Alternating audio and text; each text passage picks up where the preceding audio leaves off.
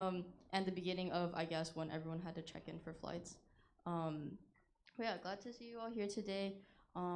It's rain, um, but yeah, we are here for worship. Um, Everyone go around, meet at least one person, and tell them what was one beautiful thing you ate this week. Go.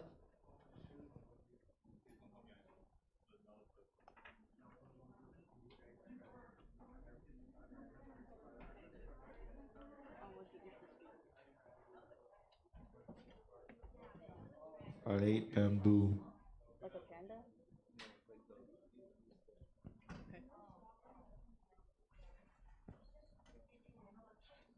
I have no idea.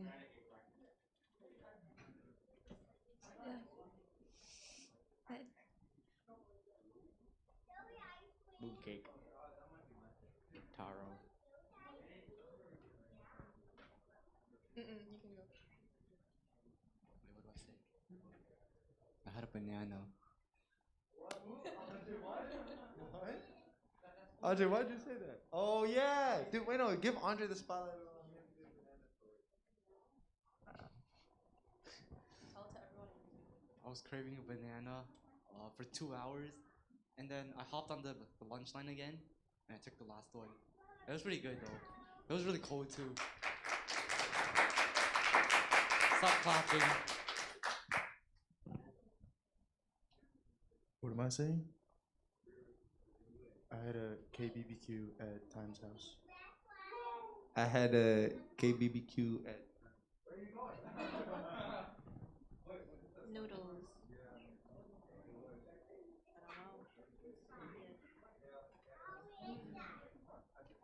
Lamb skewer. Yummy. Okay. What? That doesn't make any sense. Anyways, I'm glad that you guys all seem to have a delicious week. Dojiang. And green curry. I like green curry a lot. But yeah. I will invite the worship team up. Reflect on your dojiang.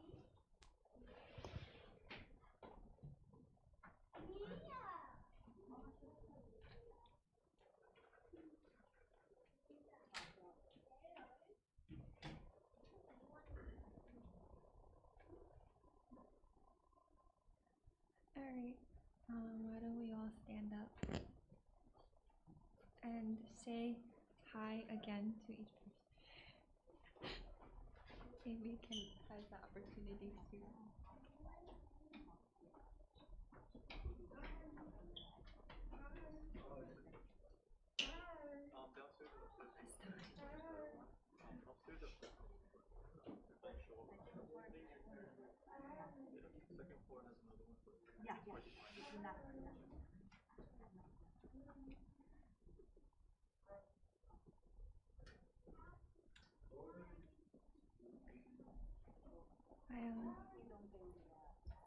Alright. I will pray for us and then let's start with worship. Dearly Father God, I just want to thank you for gathering us here to just really just spend time with you once again and just to be reminded of who you are, God. God, I pray that however it is that we are feeling, God, I pray that you would be in the midst, and I pray that we'll just put our faith in you and just let you wash away whatever our weeks were like, God. Would you just come and fill up the empty seats and just fill our hearts again, God? And yeah, in Jesus' name I pray. Amen.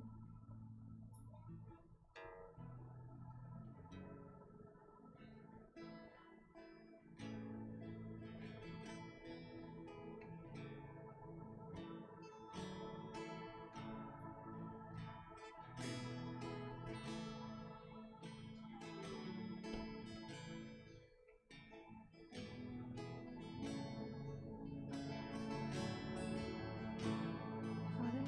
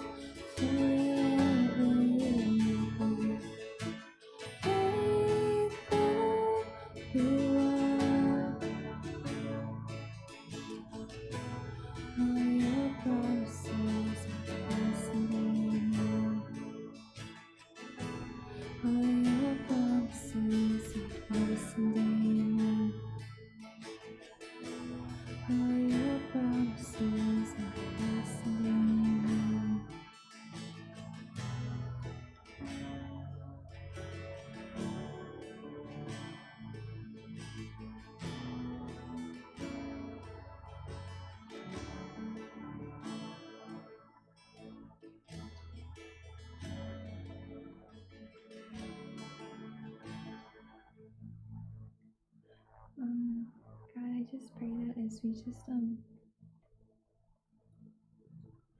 here and just worship you today, God. I pray that you just be here to just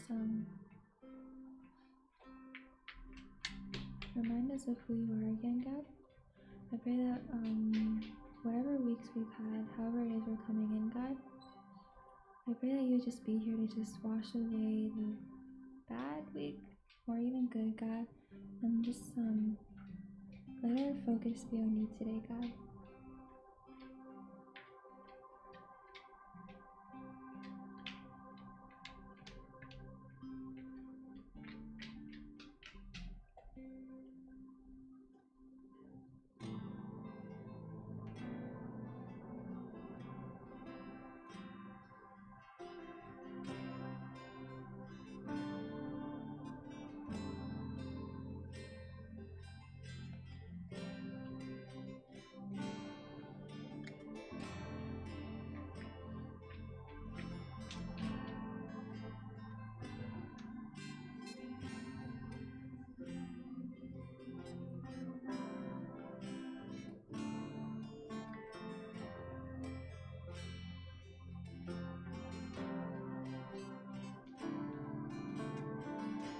So here. Here's my alabaster heart, keeping nothing back from who you are. A hidden treasure filled like your love. You're the lifetime worth of worship. It's only just the start.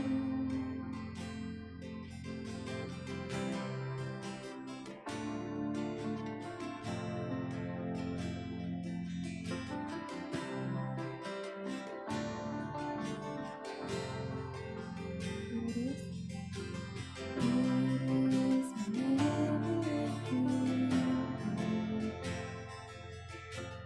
And it's all tears and endless pain. You're far beyond all I could say. You're the lifetime of worship, and the moon's all the way. Let it rise like incense, never alive for fragrance. Let it be broken as you fall. Let it burn an offering.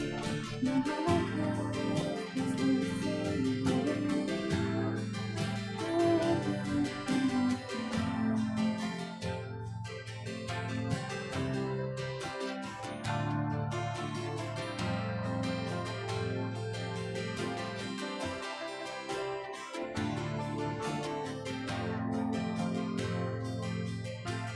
It is your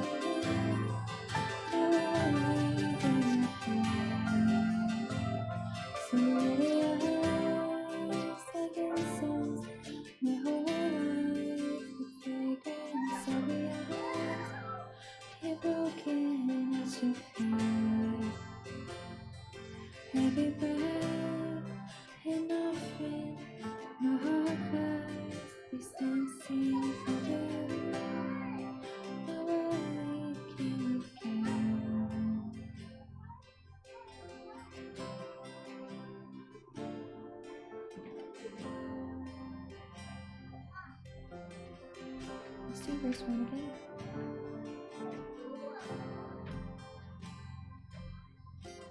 It is my alabaster heart, keeping nothing back from you, Lord. Hidden treasure filled like you are. You're a lifetime worth of worship. That's only just the start.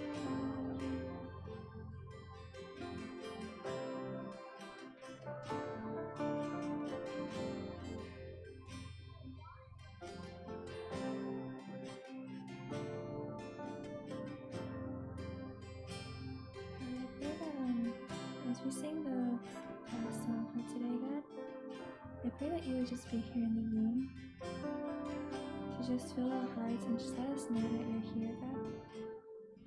Would you let our praise just rise like incense, God? And God, as we pray the next song, I pray that our hearts would just be prepared and that we'll just make room in our hearts for you, God. I pray that as we sing this last song, I pray that we'll sing it with meaning, and I pray that it will just become a statement that we are just singing to you, God.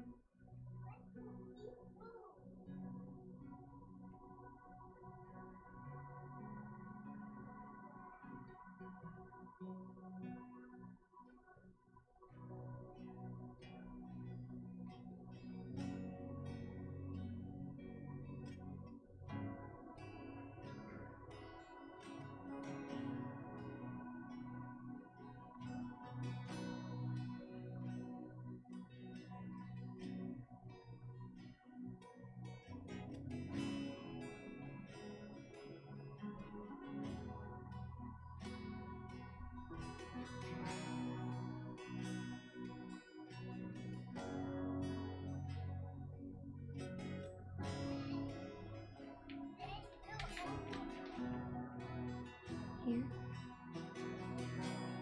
Here is where I lay it down, every burden, every crown. This is my surrender. This is my surrender.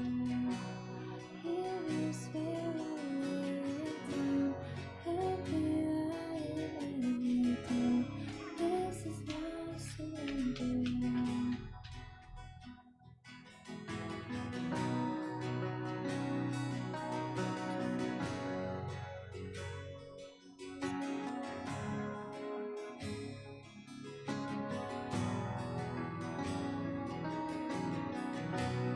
Here is where I lay it down, every burden, every crown.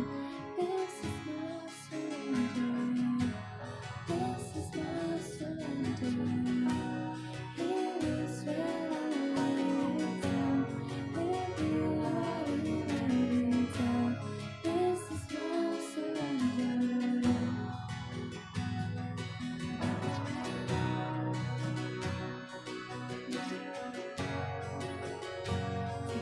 Whatever you want to,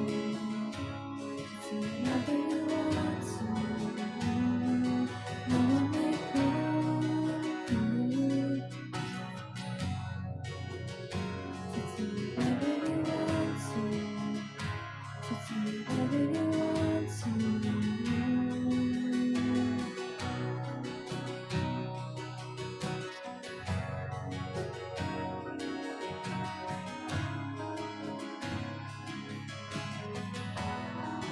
First, here is where I lay it down, every burden, every crown. This is my surrender. This is my surrender. Here is where I lay it down, every lie and every doubt. This is my surrender. I will make room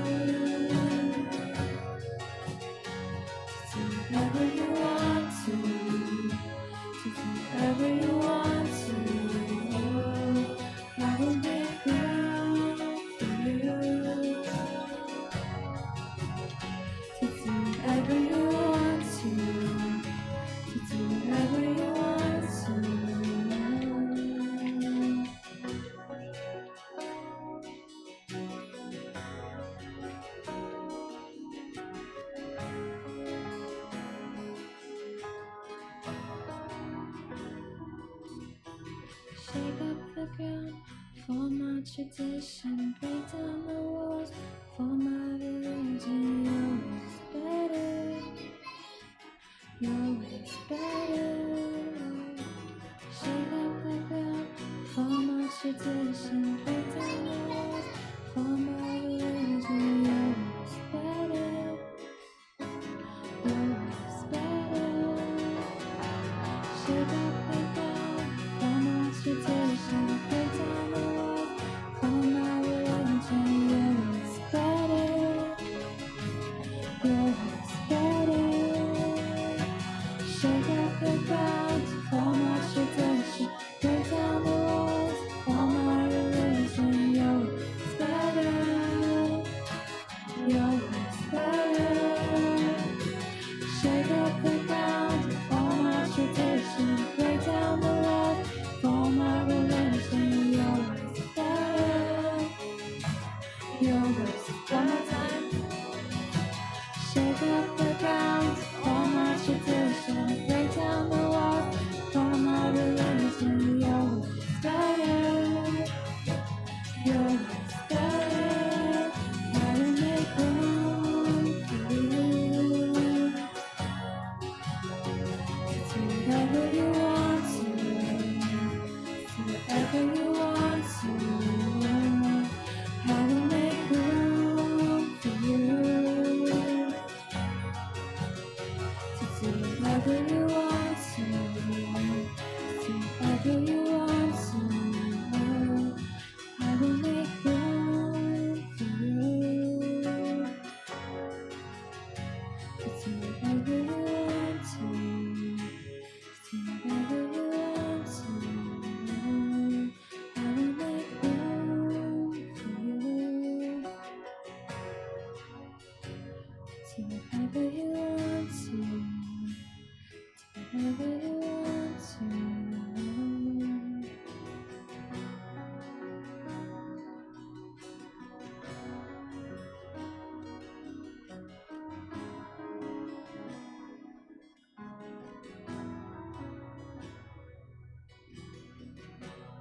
Here is where I lay it down.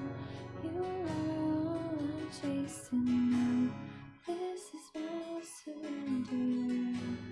This is my surrender.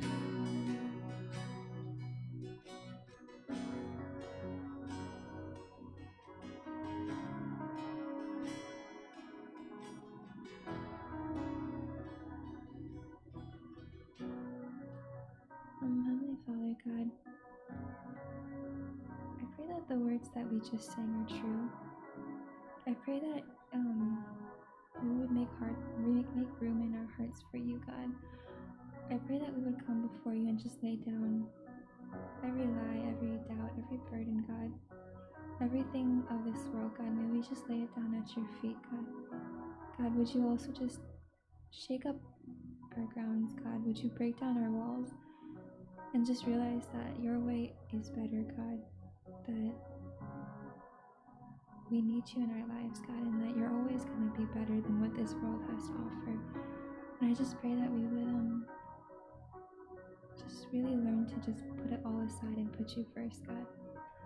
God, I pray that as we sit here just listening to the word that's been prepared for us, I pray that we would really just take it in. And may we just really, may we just see you work through, God. May you just be here to fill us up. May you just be here to bring us peace. And may we just be filled with your presence, God. We just really want to thank you. And in Jesus' name I pray. Amen.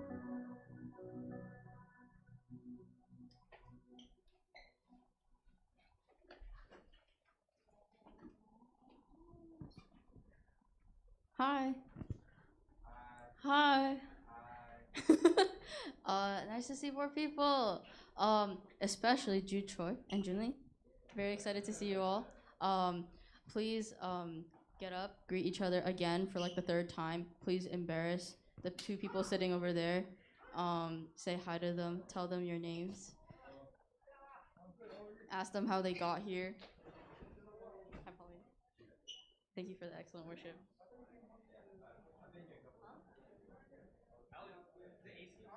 Anyways.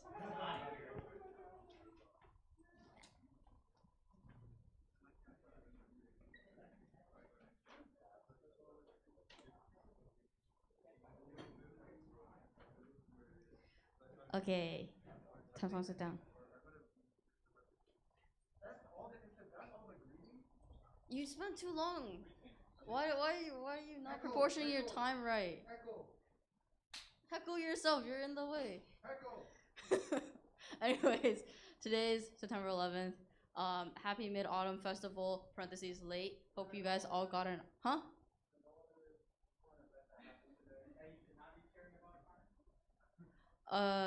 happy happy late Christian's birthday. Yeah.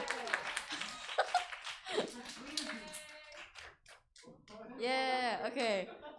Today's announcements are really long, so I'm just gonna start. If you haven't been here before, we have offering. We do it through Zelle or physically. There's supposed to be a basket, but I don't see it right now. This is the wrong slide. It should say, please note Bayside Young Adults in the memo. General updates. Welcome to the Sunday School graduates. They're not here because this is young adult and not youth group. No. I only made one version, so it's just like this. But yeah, congrats to all the Sunday School graduates that have finally moved up to middle school.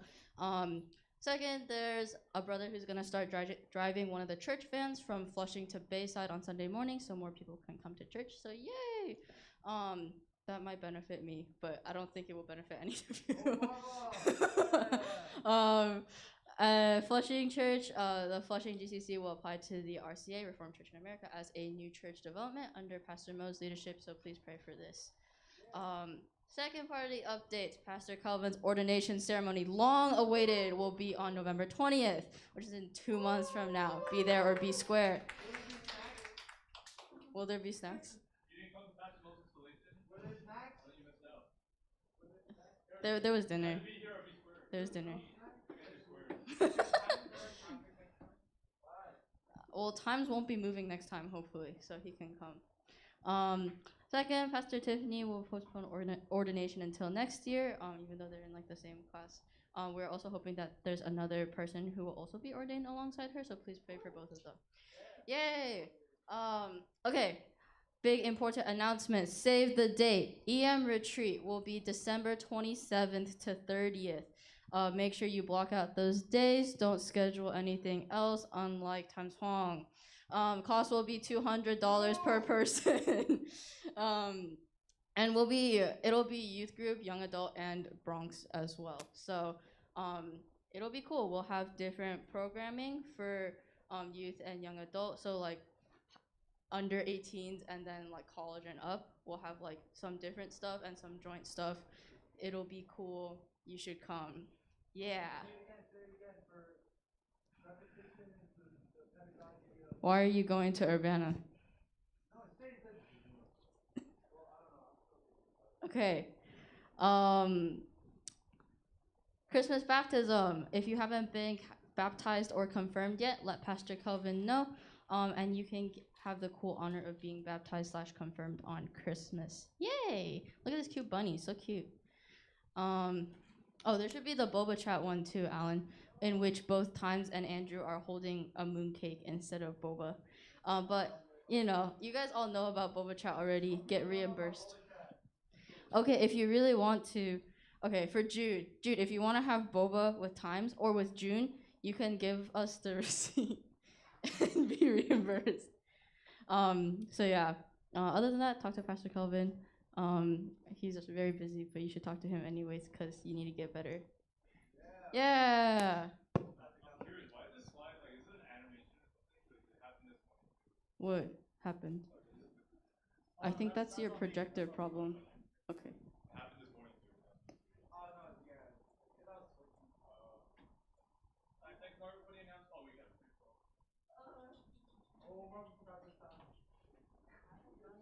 Three weeks, because you did it. Okay, thanks. Okay. Dear God, thank you for bringing us all here today on this rainy day.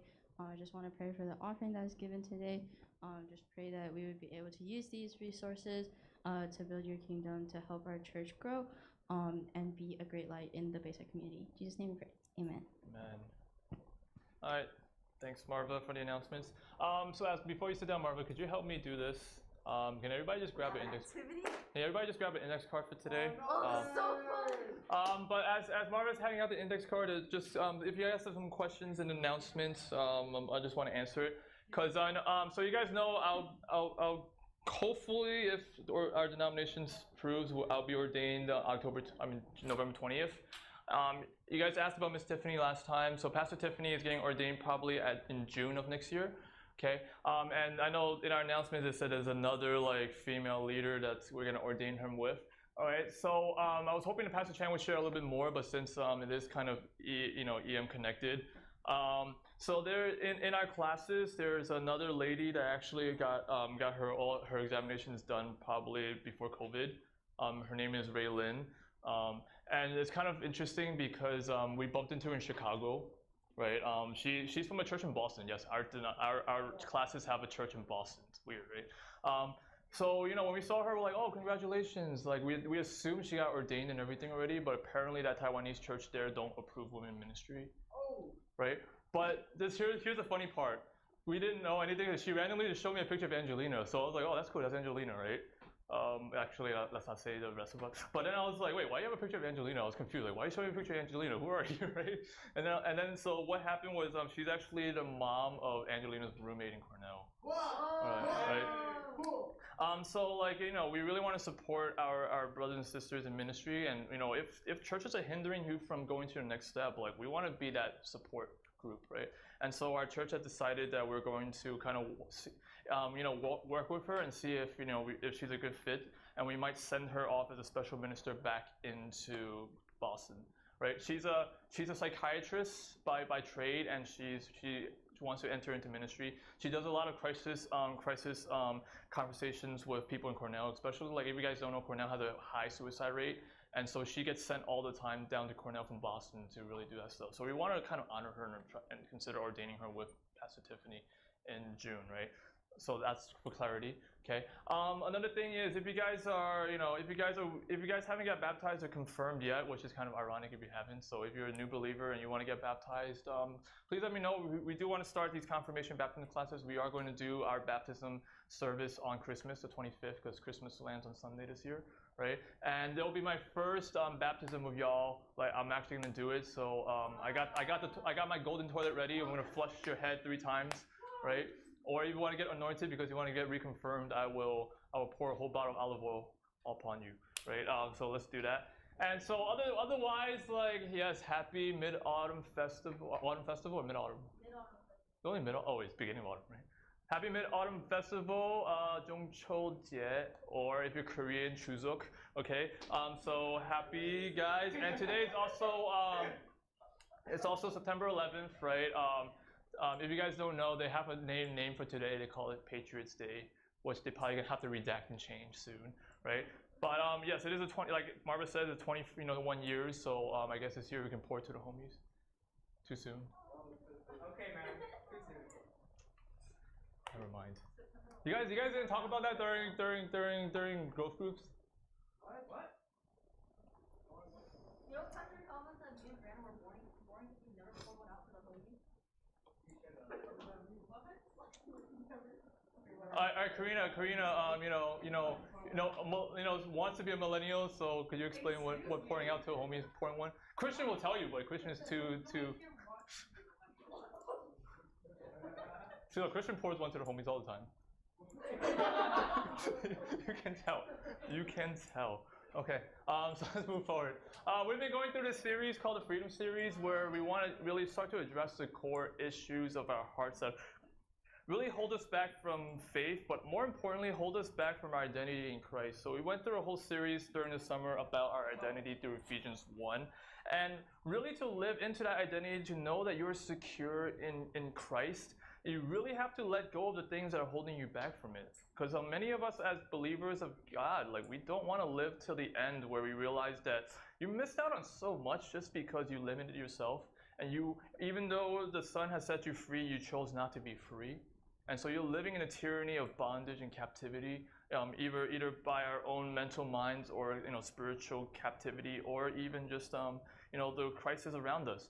And so that's not the way to live, because life is already hard. And when we add these factors in, it makes it harder. So this talk series is really pure design topics. And so one of the QR codes throughout the whole slide is really focused on, if you have a good topic that you want to bring up, that make it clear, concrete, something that we can really go after. Don't tell me you want to talk about shame, because I could talk about a lot of things about shame and we'll never get to your shame.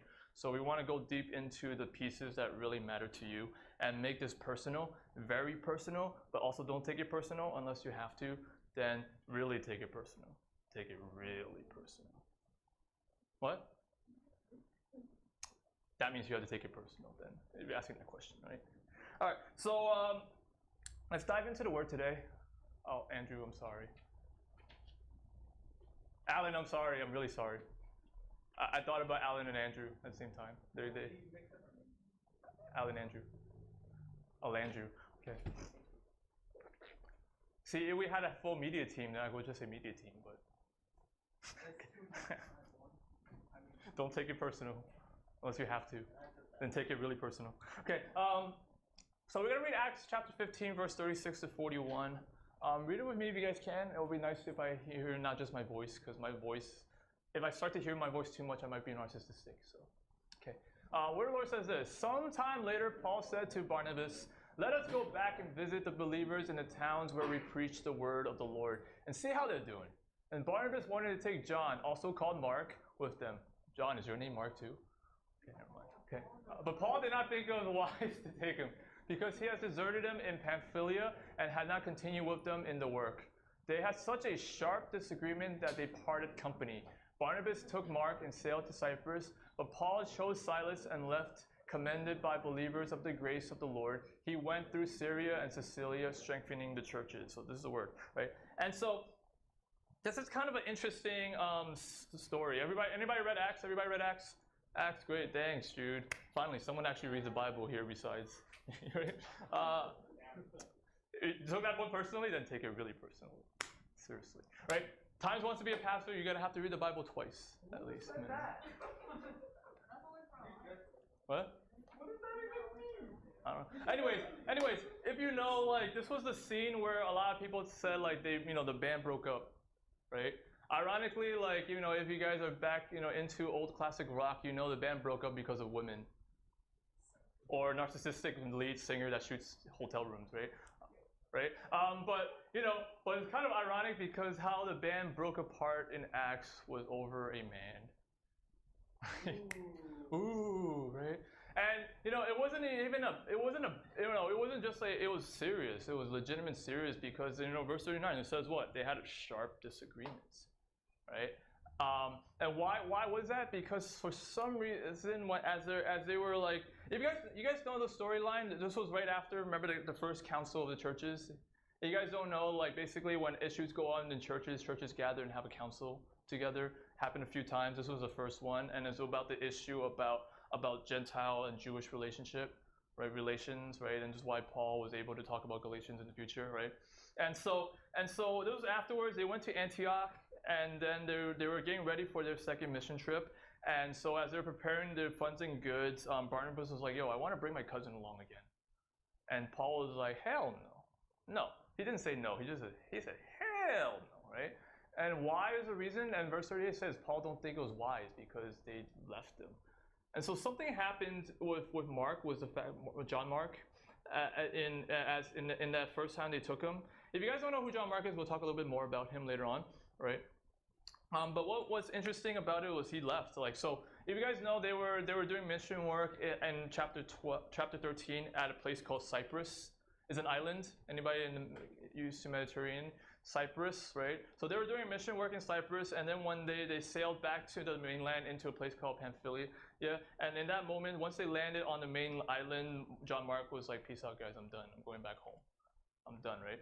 And so something happened there. And so you guys have to think about this. Like, they were getting ready for this next mission trip, and they were having a huge argument and dispute over this young boy named John Mark. Think about how John Mark felt, especially as he knew that his cousin, who was pretty tight with Paul, and they broke up because of him. What that brings in the heart of Mark. right? Or John Mark. I'll use them interchangeably, right? It's got to be a lot. It's got to, think about it. Think about how many times were you like in the midst of your arguments, like maybe in childhood. How many times do you guys remember as a little kid watching your parents argue over you? Right? It's not a great feeling, right? And in your mind, who if there's 3 people in that room, who's the one that you felt like had the most blame? You, right? So think about Mark in this time, right? There's this sense of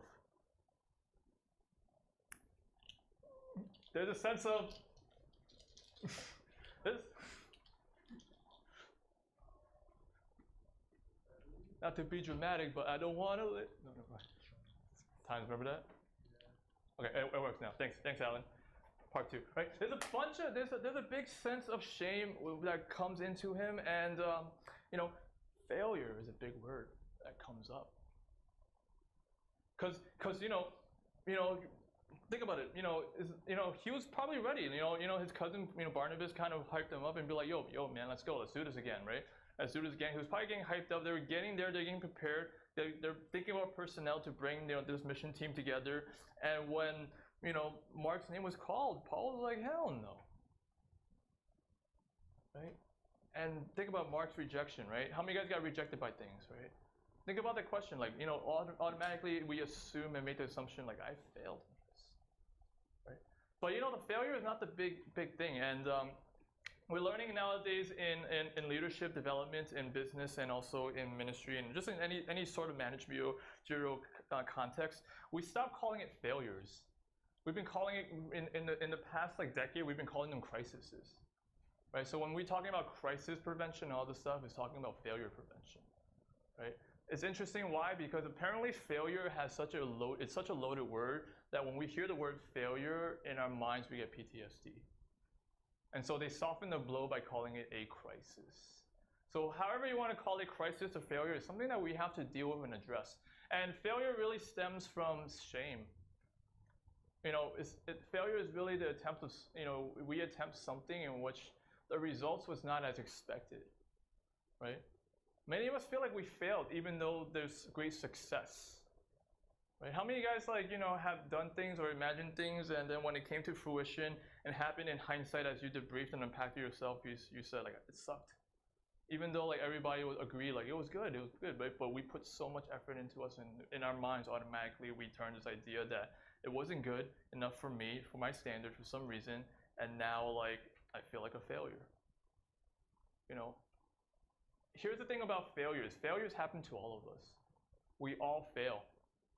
We're all failures, right?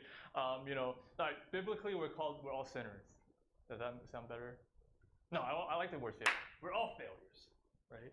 You know that meme with Oprah Winfrey? Never saw it. You get a fail, you get a fail, you get a fail, right?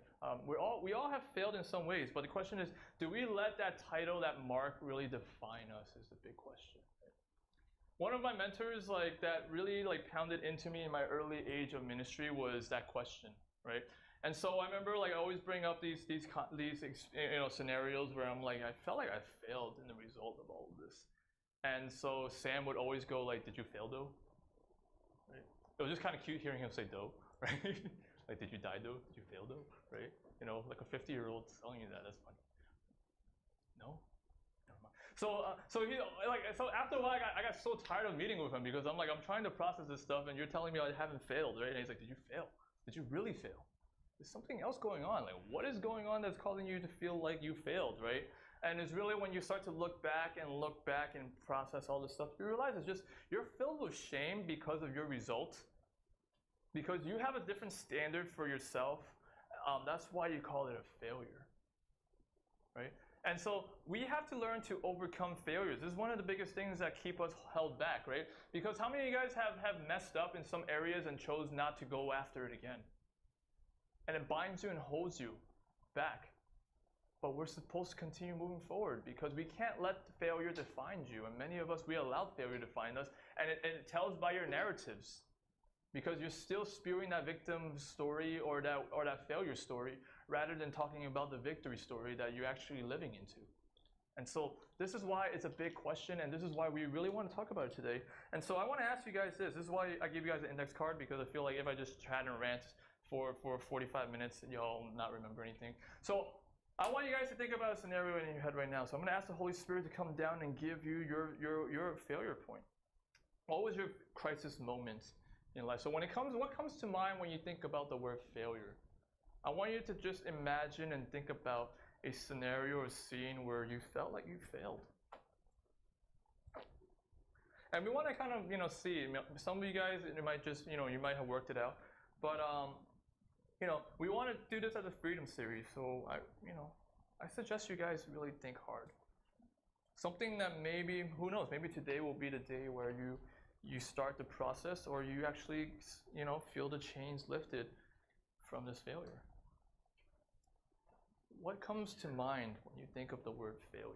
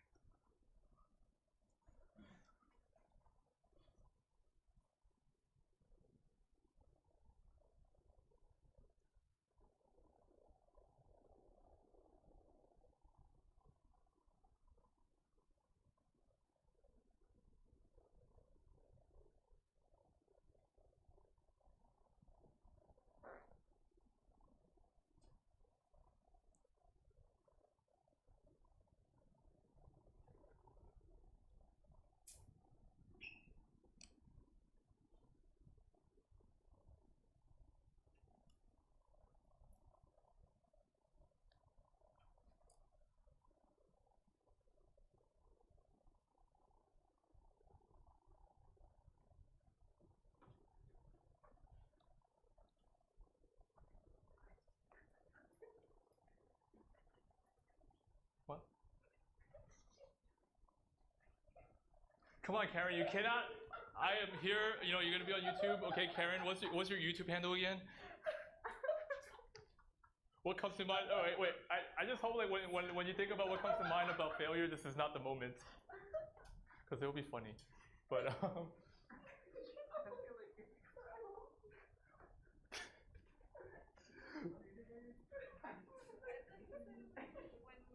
yeah, so what comes to mind? Like what scenario, what story, what reminds you of failure? Yes. Come on, Karen, you have plenty of it. And then you document it.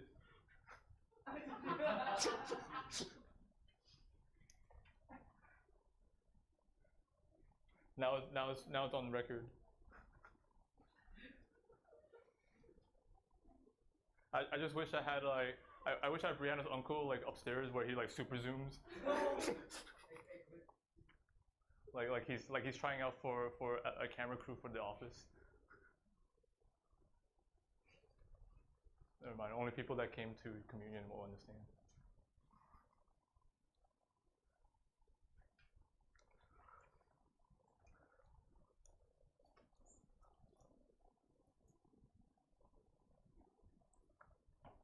So give you guys a few more minutes. What really comes to mind when you guys think about the word failure for yourself?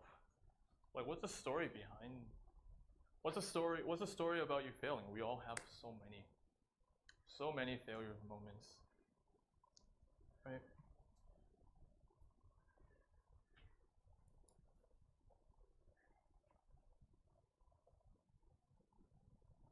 What keeps you up at night?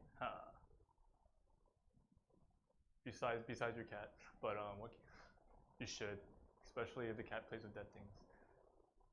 That means they kill for game, not for hunting.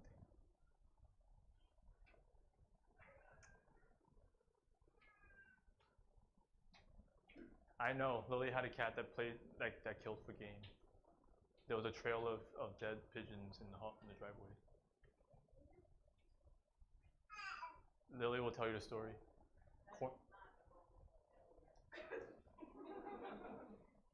Her cat cornered a bird into a corner of the house, and then the whole like bird family came to attack.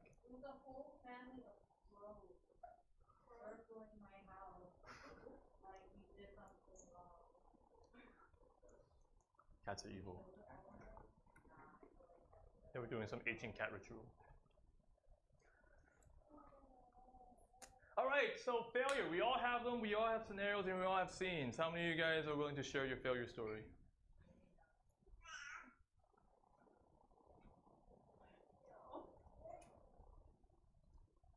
Well, hopefully you guys will share it later, because in order for you to really share it, it is going to eventually require you to actually think about it, process it. How do you really overcome failures? Overcoming failures is learning to learn from it and to grieve it. That's the way that you really get free from failure.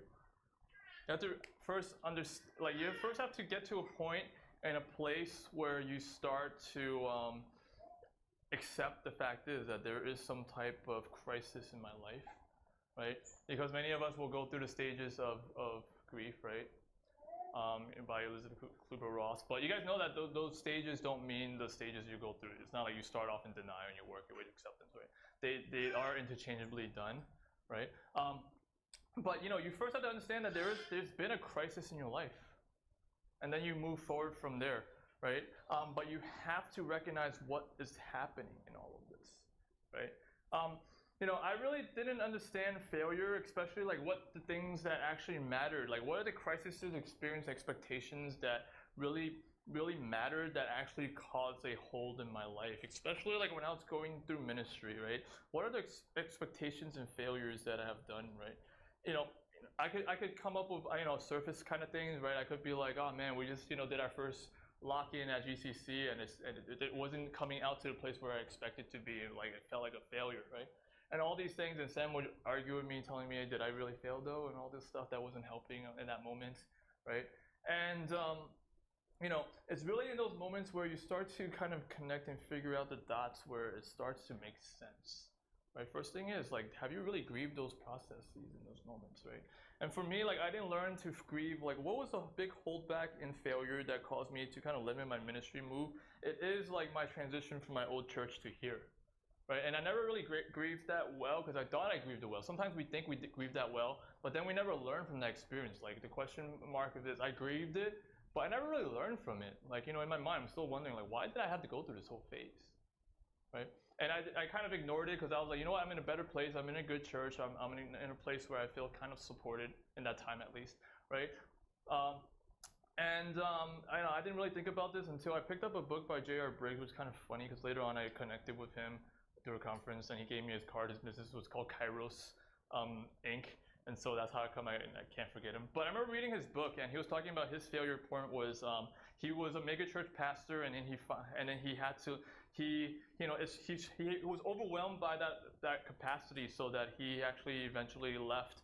And what hit him the most is every time going from home to his new church, he would have to pass his old church. And every time he drives by that area, like, anxiety comes in, like, feelings gets hurt, right? And finally, one time he finally actually took a peek at that church, and he pulled over, he bawled out, because he realized, like, he never really grieved that situation. He never really learned from that situation. And it was when I was reading that book that blew me away, because I realized that, sometimes the failure points that we assume are too surface, we don't know what was deeper. And for me, it was the idea that I had to I have to overcome that moment where my expectation and my transition, I had to overcome that, relieve that, and move on and learn where God was taking me in that place of that time. Because God is not going to put you in weird positions and weird places for no reason. We have to learn and understand what happened that caused this failure moment, learn from it, understand what was missing, what about your heart and soul happened. It's not really about the situation, it's about what happened in your soul, right? And so in my doctoral studies, and in many doctoral studies, I think talk with Pastor Chang about this, in Princeton, at least old Princeton, they actually did, it was part of their curriculum too. And so there's one course you have to take, we call it Failures in Ministry, where you have to sit down and basically you talk about a failure point in your current ministry, right? And it's kind of funny, because then basically you bring it, you present it, and you get roasted. Right, you get roasted in front of your peers, and they ask you like this billions of questions where it triggers things, right? They were really nice to me for some reason, even though like my prof at the end, he was kind of upset at our group, because like I had a very good case study and they were supposed to like burn me, but they didn't. right? And I eventually burned him because he started, he was like, you lead by example, and then he showed an old like crisis, and we got really angry where he stopped talking, right? And he was like, that's where you're supposed to get to, because that's where you start to kind of understand. But we have to dive into our failures. And so we kind of want to talk today through the conversation about Mark in Scripture to really think about, like, what are the principles and approaches to really overcome failure and grief, and how do we learn from it? How do we grieve from it so that we can overcome and move forward and do the things that God has called us to do from the beginning, right? And so John Mark, you guys know who John Mark is? Okay, some people nod their heads, right? John Mark was very, very important character because John Mark actually wrote the first gospel. I was like, Matthew? Just because Matthew, Mark, right? Doesn't mean that Matthew's first. Right? Oh my God. I'm really thinking, like, from 10:30, I want to preach about Christianity 101 for those newcomers. But I don't want to make it a nerd out moment, right? Because I could nerd out.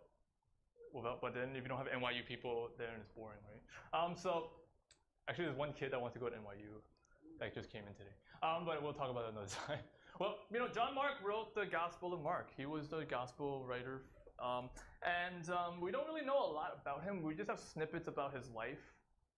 A lot of it comes from like, eyewitness accounts about who this person was, kind of thing. So we kind of draw a conclusion about him, and it's still very vague about him. But John Mark, his mother's name was Mary, and the first time we actually encounter him was in Acts chapter 12. And so you guys remember the story when Peter was in prison? Remember, he was chained to guards, and then the shackles released, and then he the angel told him to go. And then he knocked on this lady's door, and because they all thought he was going to die because they were persecuting. This was when was it James that got murdered? Right? Yeah, and then there was word like, oh no, Peter's next, right? And then so when Peter knocked on the door, they opened the door. Like, yeah, she was so excited that she just closed the door on him, right? And then so Peter had to keep knocking again, right? That was the house of a woman named Mary, and her son's name was John Mark, right? And so this young kid, and later on, basically got connected by his cousin Barnabas to go on a mission trip. And so, first mission trip that he went with Barnabas and Saul, they took him along in Acts 12. And then on Acts 13, it shows the fact is that they had a prayer, and they were told to go, and Saul and Barnabas were going to be anointed and set apart to go and do mission work. And so, John Mark went with them, and it says that, John was their helper. But then, so they were in Cyprus, and then after in Cyprus, they landed on from Paphos into Pamphylia, which is the mainland, and John left them in this moment. Somehow, for some reason, John Mark was like, I'm done, Barnabas, I'm done, Paul, I'm going home. Something happened, right? There was some type of failure account in this moment, and I think it's really kind of important. We don't know what happened, but we can just pick up context clues. You guys are good at picking up context clues. Alan will have to soon, right? Because he's going to be a forensic scientist, right? Right. There's something special about Luke. You guys know why Luke wrote Book of Acts, right?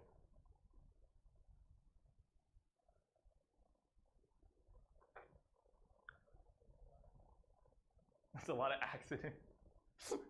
Okay, Book of Acts was basically a written account of basically the movement of the early disciples, right?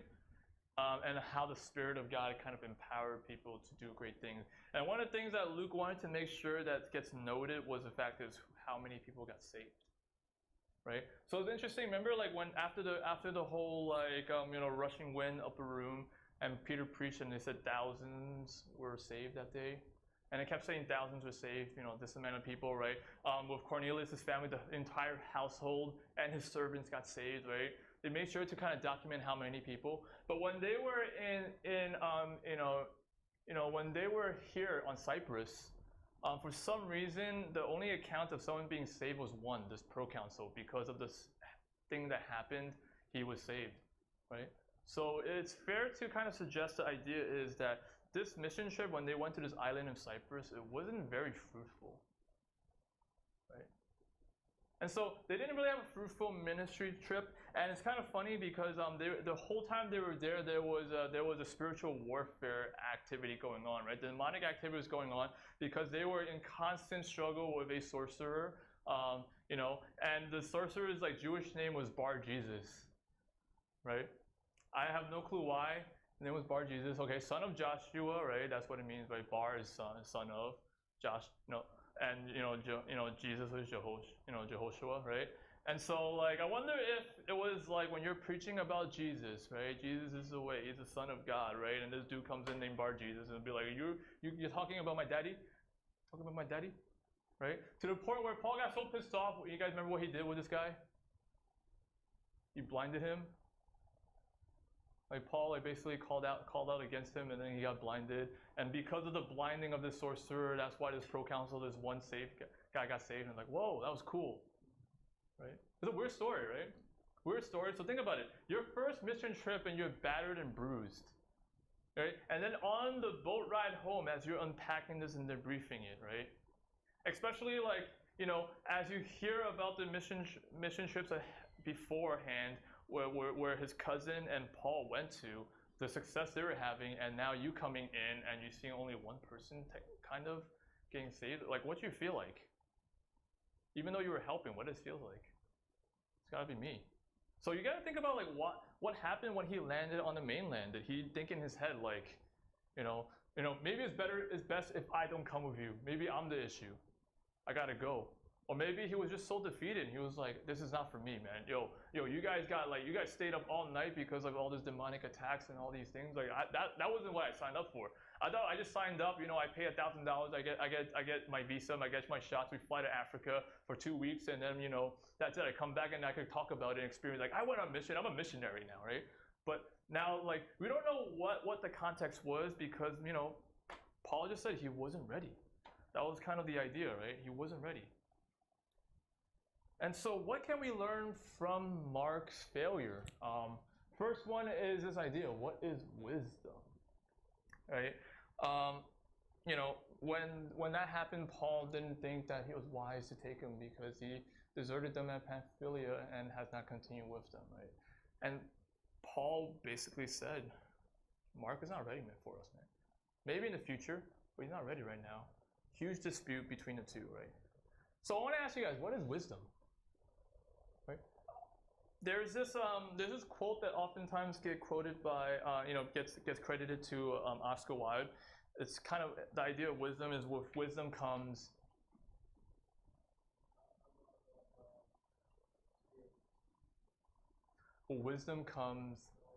age, right? It's the idea that the older you are, the more wisdom you have, right? And that is full of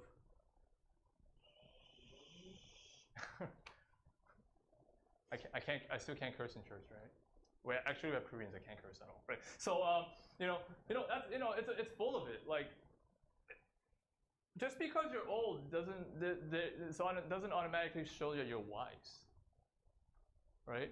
What if you grew up a very insulated life, right? You're very like isolated, right? So you married your isolated crew, you isolate yourself from a lot of things, right? Maybe you're still moving up in your work, your vocation, and then as you get older, you don't, and you're trying to share this stuff with people around you, you're not really giving them a lot of stuff, are you? You guys ever like talk to someone that you assumed had wisdom and you realize it's very like they do a runaround? Well, they give you concepts and then you realize that they really never had experience, they're just reading off a textbook. Right? People without depth is because there is really there's no wisdom, right? And so like the question is do you really listen to every old person for their advice, right? You have to look for people that actually will give you actual wisdom, right? Because if they don't have and so Alan, you're right, it does come with experience, right? Doesn't it? Because some people don't have experience, they could just give you stuff. And so they're not, what you were looking for was wisdom, but instead you're getting opinions. But if we take it as, if wisdom comes to age, then that means that, you're taking opinions of old people rather than actually getting actual wisdom, right? One of my biggest jokes I always make is I wish I was older. You know, I wish I was like 50. You know, I had like 3 hemorrhoids hanging on my right, on my kachang, right, right. And so like I can't what? What do you mean? I can play ball with hemorrhoids. I do not want what? because Times plays with hemorrhoids, right? Okay. I'm just saying. But anyways, right? Like it's a joke, and do you know why I say this joke a lot? It's because like when I talk to like because in my context, especially in this church and serving so much with youth, like I always get parents complaining about their kids. And like parents will always blame their kids for their kids' wrongdoing, but in reality, it's never the kid's fault. It's the parents' fault. Can I get an amen? Okay, good. Finally, I got one. Okay, right? It's the parents' fault, right? I'm sorry, Lily. It's the parents' fault. And so like I'm over there trying to talk to them, right? I'm like, okay, did you ever realize that this parallel, the relationship you're having with your kids is related to basically your relationship with your husband? Right? I actually said this one time to one parent. I'm not gonna name names, right? And this lovely lady just said like, no offense, but you don't know anything. So I'm like, okay, that's cool. That's cool. You don't, that's cool. Then why are we here? Are you here so that I can enable you and be like, yes, it's your child's fault? Is that what you're here for? Right? And so that's why like coming out of these bunch of these conversations, I have like buttload of conversations like this. And in my head, like in conclusion, like I wish I was older. Because the problem is like, wisdom tends to come with failure. And I'll be the first one to admit there's so much failures in my life compared to success. And so there's a lot of experience I've gone through. Like these parents who think that I don't know anything because my kids are young, or like my relationship is young because like, oh, you just dated one person, you're like, okay, I actually can't. Yeah, Lily's here. Doesn't mean that like if you really sit down with me and we shared the story from like Lily and I from the beginning, or even our childhood histories, and talk about how all the fights and arguments and struggles and things and separations and all the stuff that happened through us, like it's probably more than what you and your husband went through. But of course then I want to take the time. Why? Because I'm a young kid in their minds, right? And that's cool. So that's why like with them it's still age comes wisdom, right? But it's really from your failures and how you're learning from your failures. How are you moving forward from these failures that really bring wisdom and brings character shaping. You see, if you're not admitting your failures and learning from them and overcoming them, there is no character development. Character development comes really deeply from our failure points and thinking about how do we get there next, right? So if you have to think about someone who has great wisdom in the Bible, besides Jesus, right? Because Jesus is God, right? He's the one that's never apart from the Spirit, so he has the spirit of wisdom, right? And knowledge, right? But who would you say is like the one that with the greatest wisdom? Yes, thanks, Alan. Whew. How did Solomon get the wisdom? Did he ask God or did God ask him? That's not a trick question, you know that, right? Alan, you're hurting me. Right? You guys remember the conversation? You guys remember that scene, right? Solomon was a young kid. He was younger than you guys when he became a king, right? And the Spirit, the Lord came upon him, like came in him and asked him, like, what is it that you want? And Solomon said, Lord, all I can do is give me wisdom so I can lead my people. And remember, God was very pleased that he gave him like cattle on 1,000 hills kind of conversation, right? And then the next scene was that the two women like fighting over one child. And with wisdom, judgment, he says, okay, we can solve this very easily. We'll cut the child in half. And then give it one for you, right? And one of them was like, sure, do it, right? And the other one was like, no, please, like, I'd rather her have it. You guys remember that story? Right? This Bible is very morbid sometimes, right? But it didn't happen, right? Because wisdom, right? But you guys, so we always talk about the wisdom, but was Solomon a very wise man? Was he though? What? Actually, Solomon got pretty wise at the end. If we hold tradition true, then he wrote another book in the Old Testament called what? Song of Songs is not Song of Solomon, please. Cut that off. He wrote another book. Not Proverbs. Okay, cut that off. Yes, right. Traditionally, like he wrote Ecclesiastes, and basically it comes with that one-liner called "Fear of the Lord is wisdom." Oh no. No, it is. Life is meaningless, right? But it starts off with "Fear of the Lord is wisdom, knowledge," right? He plagiarized Psalms, right? And the idea is like it starts off with it starts with fearing God. Why? Because God gave Solomon great things, and he failed. Right? Solomon, technically, like if you look at historical fact, Solomon is the reason why the kingdom went downhill. I could blame also David because David wasn't very good with his kids. His kids didn't like him. Didn't really like impart wisdom onto his kids. Give wisdom to your kids. Fact, right? Don't you wish your parents gave you wisdom? Their wisdom? Don't you wish you listened to your parents' wisdom? I like how people shaking their heads. No one nodded. Right? Yeah, Solomon had to be shaped up, and finally, in the end of his life, he recognized and he realized nothing matters, because he's learning. He's slowly learning how to become wise, and so kind of funny, right? Two-part prayer from the beginning, right? Help me get wisdom. So God's like, okay, I'm going to give you a spirit of wisdom, so you know how to handle your people, but I'm going to make you wise, right? God humbles people.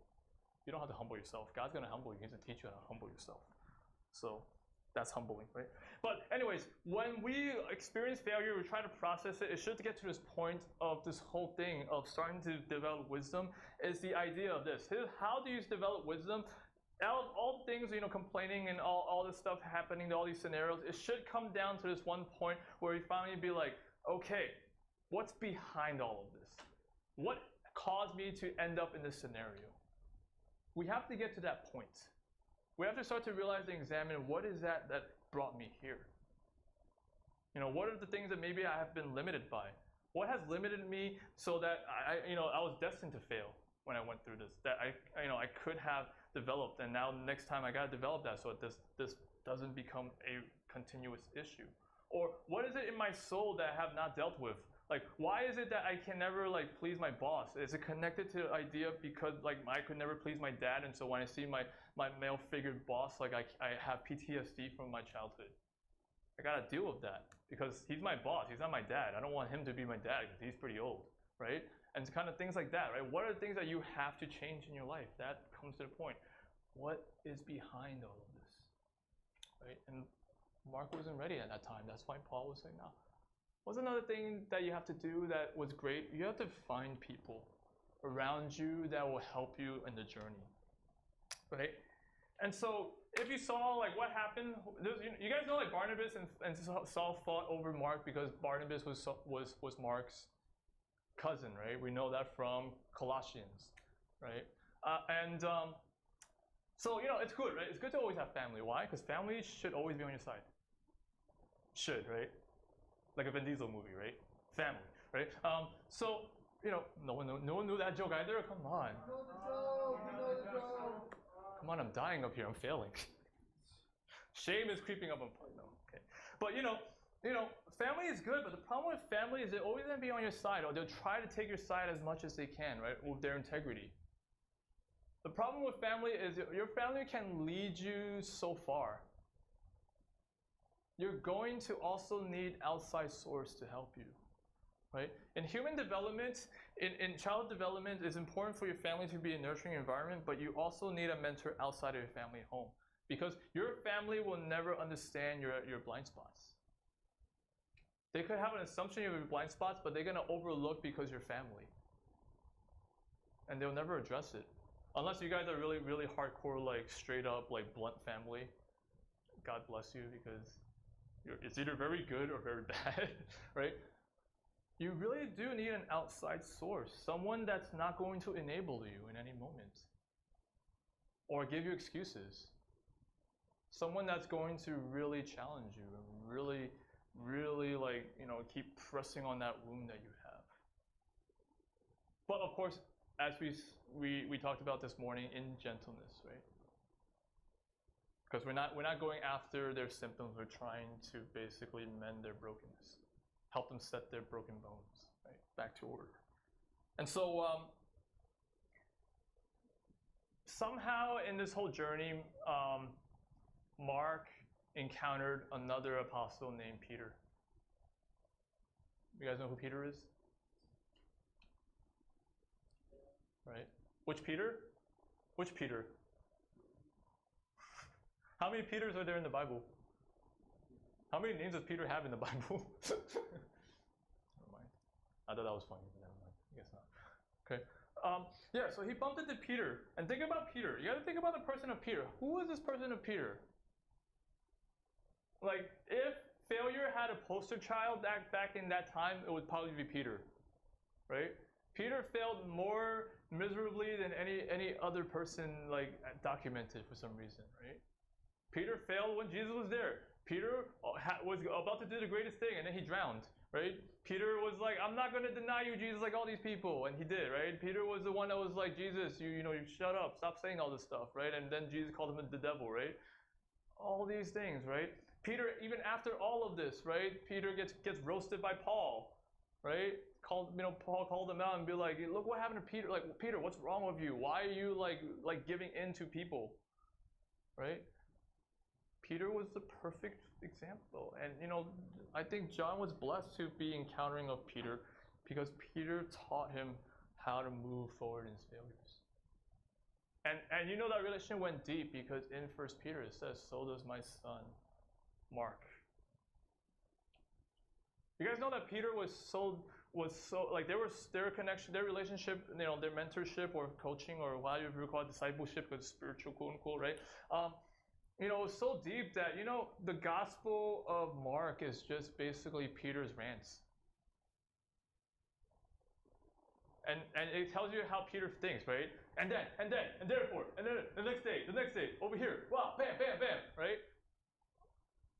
It was Mark's rendition of what Peter said. Mark wrote the gospel after Peter's beheading. I think he didn't want to forget the golden words of his mentor. And it became such a gift for the world, right? You have to find the people around you that's going to help you in the journey, right? What's better? Like I said this morning, what's better to find people than the people in this community here in your church? Because only people in the church will understand where you're coming from. Because we all are, we are all trying to do the same thing. We're trying to wait for the Lord to take action in our lives. And as we wait, we're supposed to do good according to what Paul says in Galatians 6, right? But who else is gonna know you and encourage you and continue telling you, encouraging you, like, come on, Alan, God's gonna deliver soon. Like, hang in there, right? Who else is going to encourage you and walk you in this journey than the people in your community? You gotta find those people that will give you wisdom and pour into you in a deeper relationship than just I'm training you. You pay me and I'll give you 3 credits afterwards to show that you're competent in this. We need to find people that will really love on us and really work on the soul. Another thing is you have to dream again. This is so important because many of us, we fail and we keep putting dead ends, or we keep locking doors in our lives on our purpose. Like, God has not locked doors in our lives. We locked it ourselves. We have to get to a place where we dream again. We have to get where we're meant to be. And eventually, in the end of Paul's life, in 2 Timothy, you guys know where Paul wrote the 2 Timothy, right? Okay. Paul wrote 2 Timothy in prison in Rome. He was about to be beheaded. Wait. Peter was the one that got crucified. Paul got beheaded. I'm sorry. My fault. See, I'm correcting myself. Failure. But it's not bringing shame. All right? So, at the end of this, okay, you guys know that Peter got arrested twice, right, in Rome, right? Because he played the same card. He played the citizenship card. You guys know that you can do that as a U.S. citizen, right? In those sovereign state countries where U.S. is a boss, you commit a crime and you show your passport, and they have to and then they could quote unquote give you a fair trial, or they might just pardon you. Unless you're in Russia, then you're in prison for like 9 years more. Too soon, right, Christian? Too soon. Okay, never mind. Okay. So Paul played that card. First time it kind of worked. He got a life sentence, right, house arrest. Second time he was legitimately in prison, where he had to ask for help to write letters. And so in prison, like he knew he was coming to the end, 2 Timothy. He knew he wasn't gonna make it. He was gonna be with the Lord. So he wanted to basically encourage his people finally. And so in the letter as he was sending to Timothy, he said, please, Timothy, go get Mark and bring him because he's helpful to me. Right? You see that turnaround from Acts 15 to the end? Something changed, something happened because Mark was able to dream again. Failure. You guys, you know what's interesting, right? When they argued and complained with Barnabas and Saul, Saul left with Silas, but Barnabas and Mark went back to Cyprus. Right, the place where Mark went on mission journey with him, the place where Mark, afterwards left. Right. See, you have to go back to redeem those moments. Sometimes it's figuratively we have to go back. A lot of times in healing ministry and theophany, we bring Jesus into the story. Other times you legitimately have to go and bring back, right? I'll show you guys 2 stories, just to kind of illustrate, because sometimes stories are good. One of my biggest hurt, growing, as in ministry was when I first went to seminary. I got destroyed because in seminary they make you take this legitimate personality assessment and they can assess your whole life according to the questions you answered. I don't know how it works. It's crazy. It's called the Minnesota Multitude Personality Assessment number 2 or something. It's like a 5,000 question or 2,000 question assessment, and then they can answer everything. And basically, it was the worst assessment you can ever have. Basically, in summary, it says I'll not or never be able to be fit for ministry. Right? And so finally at the end, when I graduated, finally that's why my mentor Sam told me I gotta frame my diploma to prove to myself that. And then afterwards he's like, you should also legitimately retake that assessment. Right? And so I didn't want to because apparently it costs $500 if you do it solo. And luckily, when I was getting into the RCA, they make you take that assessment. And so the guy who looked over to me, he asked me where'd you go to school? Who are your people? Who are your mentors? Who has equipped you? And he was shocked and surprised because he was like, listen, every candidate that comes in throughout this program into the RCA haven't hit the points that you have. See, complete redemption, right, in this, right? We have to go back to those places. I'll give you another story, a fun story, because I know I'm too serious. This whole summer, I was basically 0-3 in killing cockroaches. If you guys know me, my biggest phobia is there a phobia term for fear of cockroaches? What? Okay, so if you guys don't know me, my backstory is I'm afraid of cockroaches. I'm not afraid of cockroaches. I grew up in Hong Kong. If you've been in Taiwan, cockroaches are in that climate is just it just happens, right? They're big and gigantic, and we buy gigantic traps they're called cockroach hotels, right? And every morning when you wake up in the kitchen, you pick one up and you see them filled, and one of them only caught the legs, so it's just wiggling. So I was cool with that. But then I came to America. Right, I was 7 years old. There was a dim sum place in Elmhurst by Marva's house called Harbor City. It's kind of ironic, it's been closed down, but they still have the sign on Queens Boulevard, right? And I remember sitting there having a meal, and I got bit by something. I felt a stung, right? Everybody told me cockroaches don't bite, but I felt a stung. It was a big albino, it was white. It was a white cockroach. Hey, you're lucky. And my dad was sitting next to me, and he grabbed the tablecloth, and he just went like this, smudged it all over. So I just see it in front of me now, the smudge of an albino cockroach. But I got bit by it, and he's like, don't worry about it, keep eating. As a 7-year-old, it messed up my world. So every time I saw a cockroach, I bugged out and freaked out. I'm good. I fought black widows. Okay, I was down in Dallas one time, working working on a race team. I remember there was a snake in the compartment, and apparently it's normal down there in Dallas, right? And I was fine with that, but cockroaches I couldn't, right? So this summer I was 0-3. Okay, one time I was doing work in my office, and there was a cockroach just chilling on where Lydia's corner where she chills.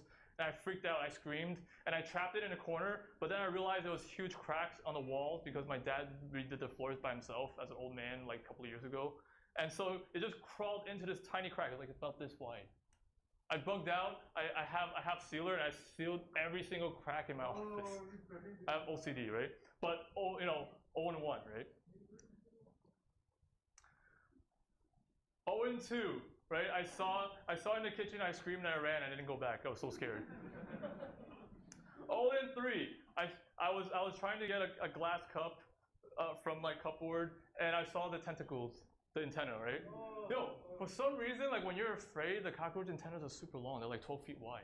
It's just like wiggling. So I'm like, what is this thing like touching me up here? And I was like, ah, right? And so I was like, I'm about to fight, right? And so this is where I got, because I was 0-2, I got to pack extra weapon, right? So I decided, watching YouTube videos, I got scammed because there's this supposedly non-toxic chemical called Zevo. It's a clear water bottle. It just smells like peppermint. And basically it's like, it doesn't pump harmful gas. It will just, it will kill the, insect neurologically, right? Blah, blah, blah, like biochemical warfare, right? So, and the whole idea was, I was like, it's in my cupboard with all the dishes, so if I kill it, then I'll either break a dish, but if I spray it and it's non-toxic, then I don't have to worry about dishwashing. And I was like, if I kill it, then I'll just leave it for Lily, right? So I sprayed it like directly, direct hit, right? Like critical condition, right? I heard, right? And I thought like, oh, it's working. It's like, it's bugging out, right? Like, I have seen friends that beginning OD. If there's like equivalent, that's how it felt like with this cockroach, right? So I thought I got him. So I was like, yes. So I was like, you know what? As a joke, I'm not touching it. So I'm gonna wait for Lily in the morning when she's making breakfast. When she pulls that plate, she'll see the cockroach, right?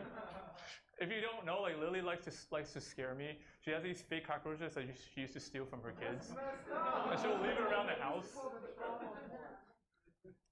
So one time was like one time I was in the shower and she left one in the wall, and I was like, ah, right?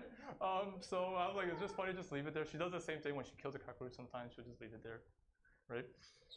And apparently, like, it didn't work because when I went back again to put the cup away, it started moving again. And I tried to kill it. So I finally got the bullet. After 30 minutes of debating, I finally tried to kill it. I went up there, I took all the plates down, it was gone. And then this Wednesday, it was probably the same cockroach. It was just chilling there waiting for me to attack me, right? This Wednesday, I was prepared too. I went to Amazon. I got the super long extension, like fly swatter. I got a pack. So I got a 10 packets all over the house. Yeah, always have to be ready, right? And this time it was on the top cupboard. And I only found out because I looked up, like, because I didn't turn on the light. I just had the light on my exhaust fan, and I just saw the shadow, like, and I was like, please let that be a lobster, right? But no, it wasn't, right? So I was like, it's up there. It's up there. And so I was like, I'm gonna open it and just like kill it with the swatter. But then when I opened it, it just darted out and I freaked out, right? I was like, but then I was like, no, I'm 0-3. I have to make it. I have to get 1-4 by the end of the season. And so it took me like 2 hours to finally get the boldness to move the boxes up there to finally kill it. And finally, how you guys climbing over this? And yeah, so finally I murdered it, but I missed so many times. But luckily it ran on the ceiling, so I just swatted it, and finally I hit it like 50,000 times. And then when I looked up, I found out my neighbor, like across from me, she was just staring from the window at 3 in the morning. And I was like, oh snap, I usually pick my nose in the kitchen. That's all I thought about. So I just scooped it and threw it in the trash, right? But you have to overcome and you have to dream again, because it's only from your dreams that you start to overcome and you start to go past your failures. You have to dream beyond it.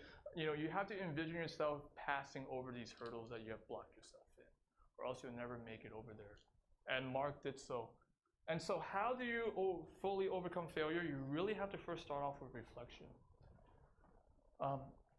You really have to be able to express fully the failure scenario without blame or shame. So many times, so quickly, like we tell ourselves it's my fault. It's me to put myself in there, right? Or we become defensive and be like, it's Alan's fault, man. It's because of Alan it happened, right? If Alan wasn't on the team, if Alan wasn't on, the opposing team, I would have got that rebound, right? Right? If Andrew didn't stab his elbow onto my left forearm, I said it was right? You know, we can always like blame people, or we can blame ourselves. It's my fault. I wasn't ready. I didn't pray enough. I wasn't prepared. I wasn't X, Y, and Z, right? Right? We have to get past that. Overcome failure is often not about how we can do better, but we have to address the inner soul issues that got us there. And the only way that you're going to be able to address the heart and soul issues of that crisis is when we stop blaming ourselves and stop blaming others. And so we have to reflect with clarity. And how do we really do that? It's really by the fact is we have to be honest and retell our story. How well are you able to tell your failure story? What are you hiding? What are you not hiding? Right? Because why we have to do this? Because failure is an issue of shame, and the remedy is we have to make a perspective change. We have to realize, oh, that is why it got me here. It's not because of people. Right? It's not because like of my own limitations, like my own failures. Like it wasn't because I wasn't ready. Because I was tired that day. It's because there's more. What made you tired that day? What made you choose to not sleep the day before? Right? Asking the right questions is a big question. So as you reflect and process your failure, you can craft it into a story. Share it with your peers. You know, and after you share with your peers, give them 3 questions to ask. What are 3 questions you want to ask about this scenario? And not fix-it questions, right? Don't do questions like what could I have done better? Right? Or like my favorite, if you were in my shoes, what would you have done? Those are fix-it questions. You're not getting anywhere. We have to ask questions like, what did I miss? What are the blind spots that I can't see, my wife can't see, my friends can't see, that you hear from this? Right? What are the things that I'm missing? Like what's really going on here? You know, what are the hungers and drives or the you know mentalities that I'm driving that got me off the mission and lead me to believe that I failed? You know, allow your peers to ask you extra details without context. You know, for them to enter your world, then allow your peers to share your story from what they gathered, so that you can hear it. You can hear it in a different perspective of your story. That's how a lot of times we start to figure out, oh, I missed that part. Right? Sometimes it's good. Some of you guys are good self-aware, so when you share your story, you get some insight. But also, it's helpful when someone else tells you your story. This is why, remember, in our community, we love to practice active listening. Sometimes when you hear from someone else your same story, what you're saying, really gives you a different perspective. And after they gather perspective, let them also give perspective to your questions. So like, this is your story, and so from your story, it sounds like these are.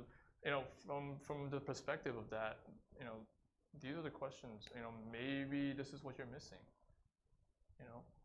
And it helps us kind of start to slowly overcome. And so, as we reflect on this, I want us to kind of end with this. So I want to give you guys a good encouragement. After we're gonna have a worship time to reflect, but then afterwards, I want you guys to really jot down 3 questions about the failure you wrote up.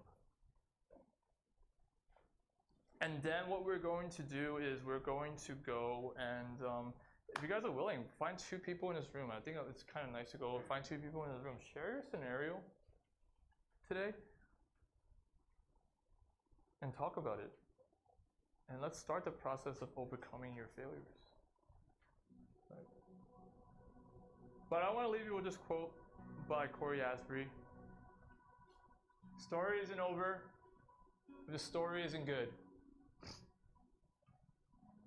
You guys remember what's after that?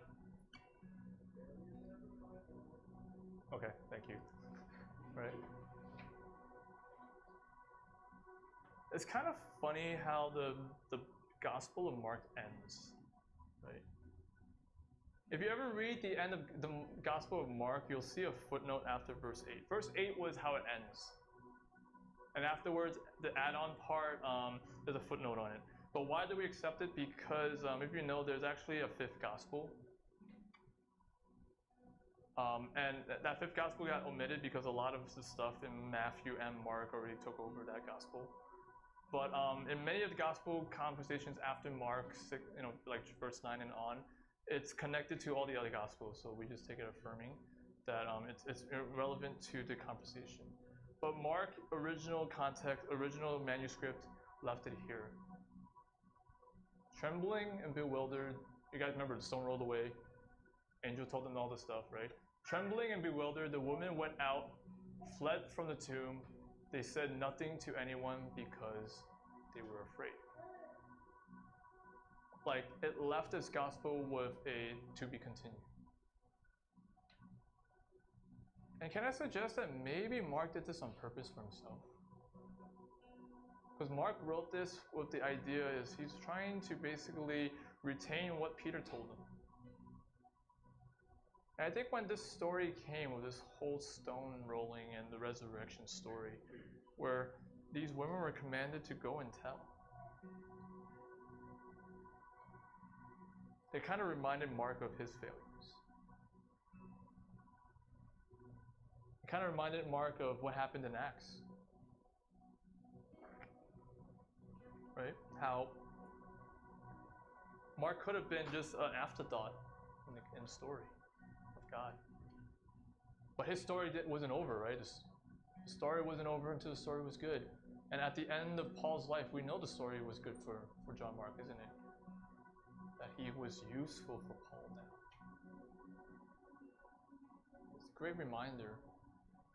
If your story isn't good, it means that it's just shame and failure in your life that has to be overcome. And if Mark could do it, so can you. Why? Because it's not by you that you're getting set free. It's by who God says you are, and you have to live into that truth. Learn and grieve your failures. You have to move forward in all this. So I want us to respond to this. You guys know the story. Did the women stay silent forever?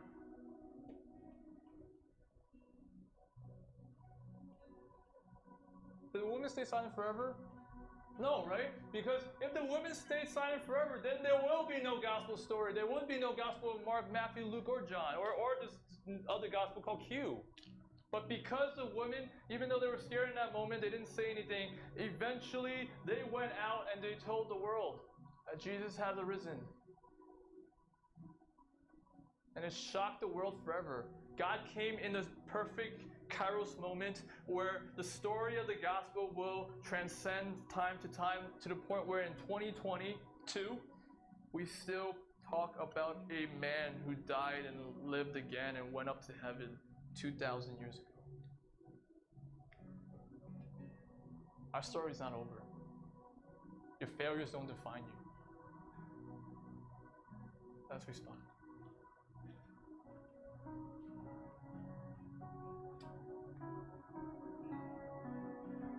Let's rise.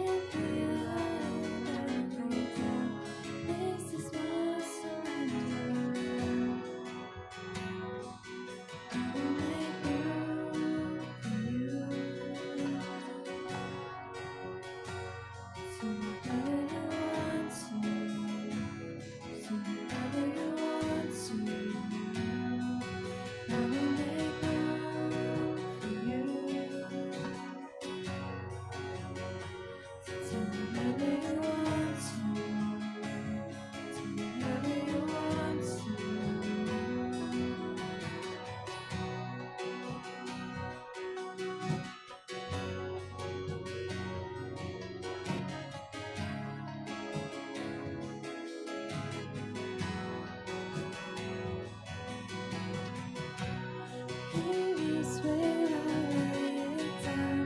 Every burden, every pound. This is my surrender. This is my surrender. Here is where I lay it down. Every lie and every doubt. This is my surrender. Sing one more time. Here is where I lay it down. Every burden, every doubt. This is my surrender. This is my surrender. Here is where I lay it down. Every lie and every doubt. This is my surrender. I will make room for you. Do whatever you want to. Do whatever you want to. I will make room for you. Do whatever you want to. Do whatever you want to.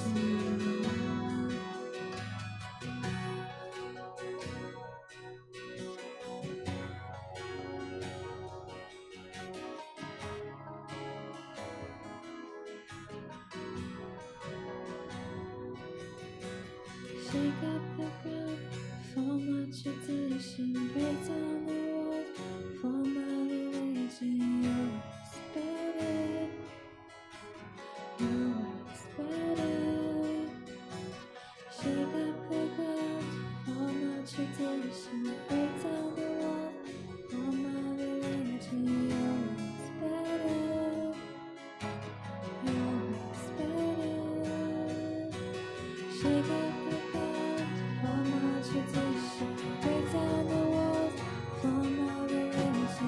Yours better. Yours better. Shake up the ground for my tradition. Break down the walls for my religion. Yours better. Yours better. Shake up the ground for my tradition. Break down the walls for my religion. Yours better. Yours better. I will make room for you. Do whatever you want to. Do whatever you want to. I will make room for you. Do whatever you want to. Do whatever you want to. I will make room for you. Do whatever you want to. Do whatever you want to. I will make room for you. Do whatever you want to. I want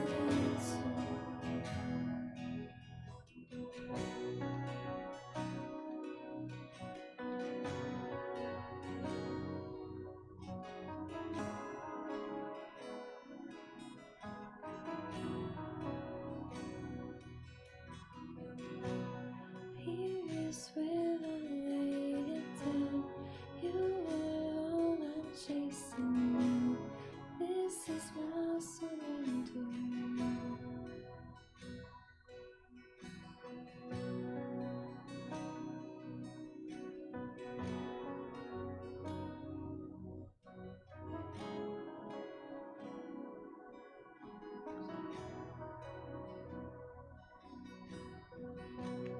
So as we continue to worship, as I want you guys, if I want to go back to week number 1 of the series, back to John 5 and what Jesus said these words to, remember the disabled man or the invalid. He asked him, "Do you want to get well?" So as you look at your index cards of your failure question is, do you want to get well? Are you ready to start the process, or are you ready to get free?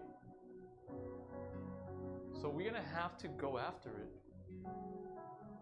And so as we're reflecting, I want you guys to start to craft your scenario, your story, your failure, so that later on, as we share with one another, it becomes, you're not thinking on the spot, you're actually sharing from the heart.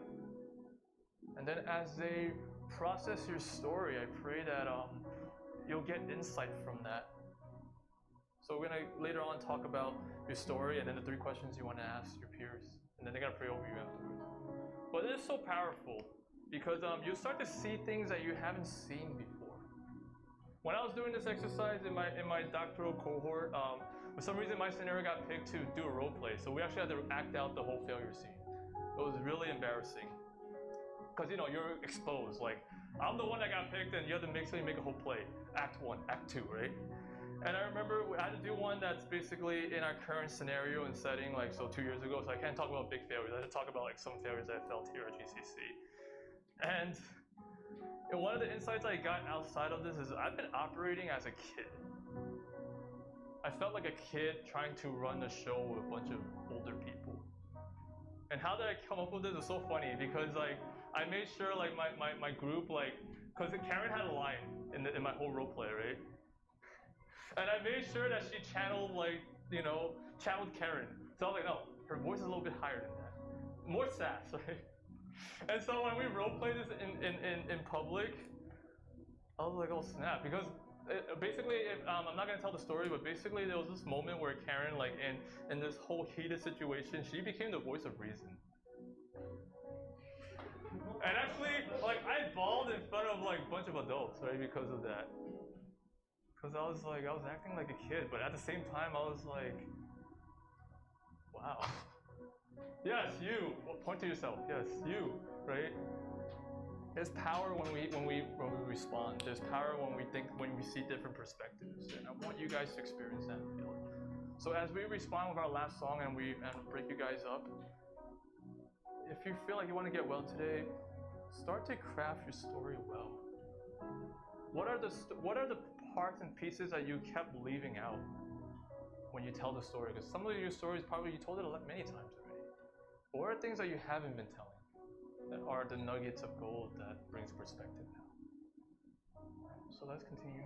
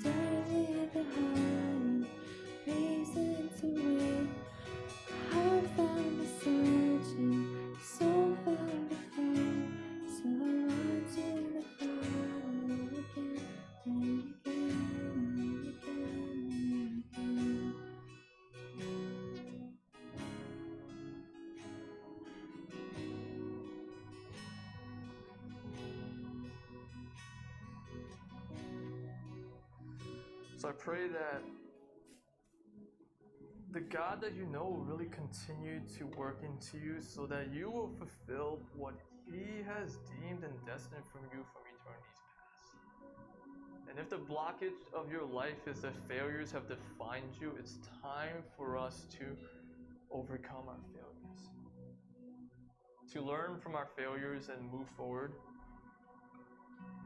Redeem those moments if they need to be redeemed. And move into those doors that God is calling you so that you can get to the next threshold. And so we're going to do something differently just as we close today. Normally we would close and I would bless you and Margot would come up here and pray for us, but I really want you guys to start the journey, and so we'll cut it and end it here. But as we move in, I want you guys to basically close and end on your own. So in this moment, if you're ready to receive freedom, or you want to move and start the process of processing your failures, I want you to really be hard and really go after this with all your heart. If today's a day that you want to kind of talk about this, just a show of faith, just raise your hand. Like, I want to deal with my failures today. I really want to. Okay, there's two guys here. Alright, so you guys kind of see, I think some of you guys was kind of stirred. I know raising hands is kind of weird in a modest church. You guys note them, and alright, so, well, you guys have first pick. So, since you guys are honest, you guys get to grab people around you that you feel will hear you, and hear you without opinion, but they actually hear you objectively, so they give you your insight. And, would you just grab some people, and the rest of you guys, like, at least gather in groups, and one of you guys might share. And I just want you guys just to process and reflect, and then be able to hear what the story sounds like for you, and help you answer those 3 questions that you might have. Okay, we guys do that? Okay. So I bless you with the Lord's love, and may the Lord continue to bless you. And know what's one thing, that your God will carry you through and through, body, soul, and spirit, because He's the one that's going to hold you blameless in the end. And so may the one who's faithful, which is the Lord, may you know that He'll do it. So may you be blessed by this. But yeah, so rally around these 2 gentlemen, and if you don't want to fit in those groups, rally around some people around you, right? And Alan's going to play some snappy music in the background for us. So YouTube is closed, so we don't get copyright infringed and I get paid. Just joking, we don't get paid. Okay. Yeah. So time sees help. Christian is